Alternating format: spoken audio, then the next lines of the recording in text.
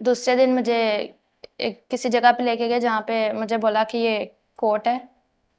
और जब मुझे घर से लेके जा रहे थे तो मुझे बोला अगर तुमने ये बात वहाँ पे किसी को बताई या किसी से ये बात की तो जो मेरा छोटा भाई मेरे साथ गया था उसे हम मार देंगे।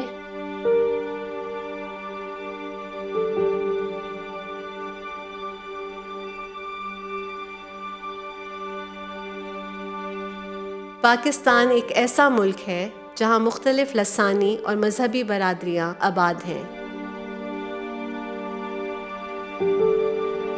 बरे सगीर के मुसलमानों के लिए बनने वाले इस मुल्क के बानियों ने अपने नज़रिए के तहत मुल्क में रहने वाली मजहबी अक़लियतों को भी अपने अक़ायद के तहत ज़िंदगी गुजारने को यकीनी बनाया।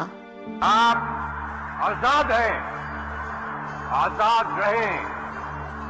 आप लोग इस मुल्क पाकिस्तान में अपनी अपनी इबादतगाहों, मस्जिदों या मंदिरों में जाने के लिए।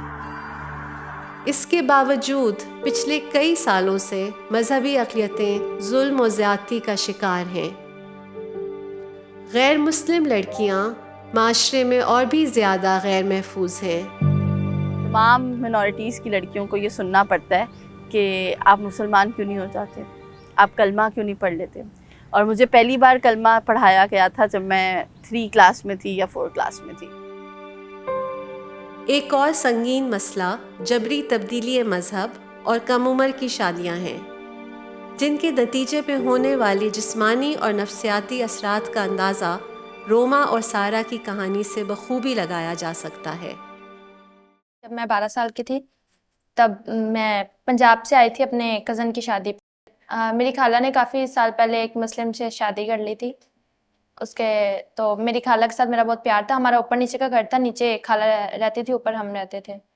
तो खाला ने बोला कि जो खालू के भाई हैं उनसे तुम्हारी शादी करनी है।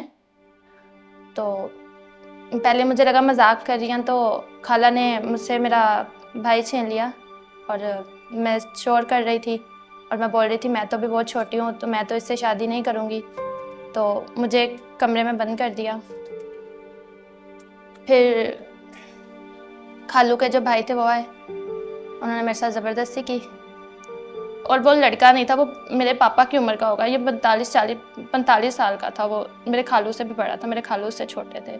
दूसरे दिन मुझे किसी जगह पे लेके गए जहाँ पे मुझे बोला कि ये कोर्ट है।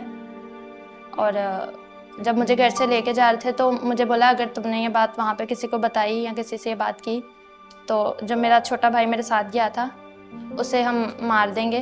वहाँ पे एक कमरा था जिसमें 2 आदमी बैठे हुए थे, तो उनसे उन्होंने बोला कि इन दोनों की शादी करनी है। तो उन्होंने बोला ये लड़की कितने साल की है, तो मेरी खाला ने बोला कि ये 18 साल की है। उसके बाद मैंने बोला नहीं मैं 18 साल की नहीं हूँ, मैं तो 12 साल की हूँ। तो पर मुझे कमरे से बाहर भेज दिया। इस गैर कानूनी शादी के 7 रोज़ बाद रोमा उस आदमी के चुंगल से फरार तो हुई, लेकिन अभी तक वो पुरअमन जिंदगी गुजारने से महरूम है। मैं आज तक क्यों जाती हूँ कोर्ट में, वही बातें सारी रिपीट करनी पड़ती हैं, वही सब कुछ कहना पड़ता है। और ये मेरे लिए बिल्कुल आसान नहीं है। मैं जानती हूँ मेरे पापा की तबीयत ठीक नहीं है, मैं कुछ कर भी नहीं सकती, उनसे मिल भी नहीं सकती हूँ। बस सोचती हूँ कि क्या करूँ।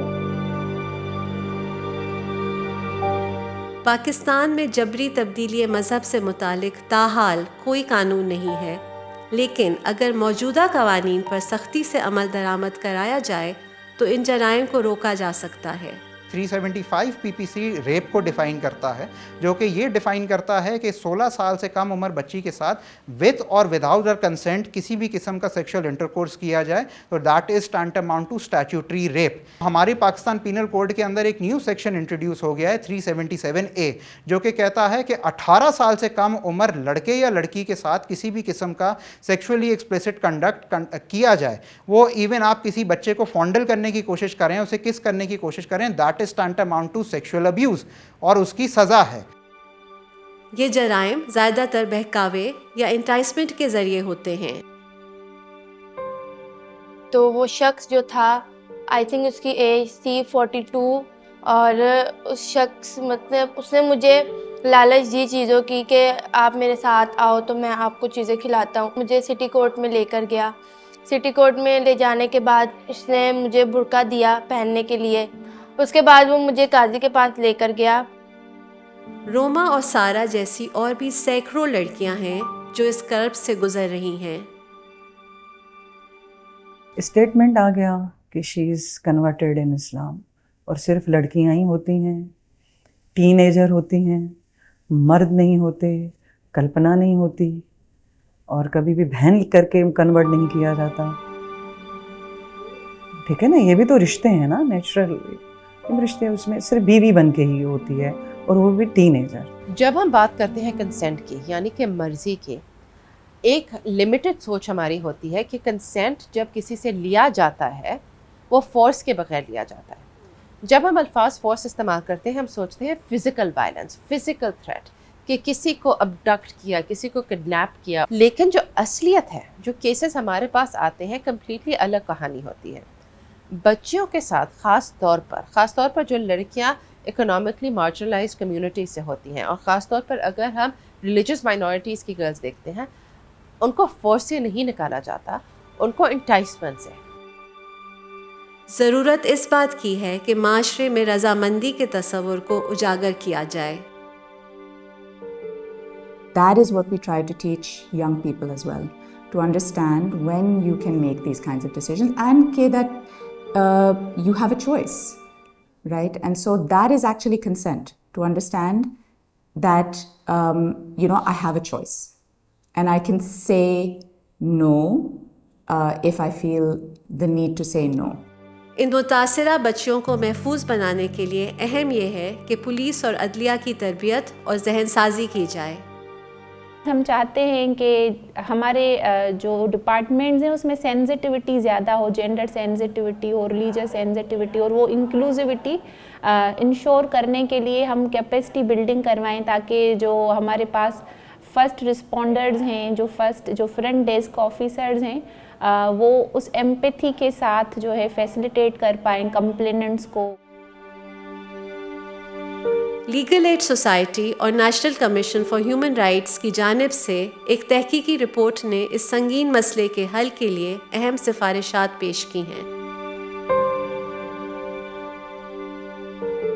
पाकिस्तान की जो आइन है, जो उसमें हमें आज़ादी मिली है ना, अगर वो भी हमें आधी भी मिल जाए तो हमारे लिए पाकिस्तान जन्नत बन जाए।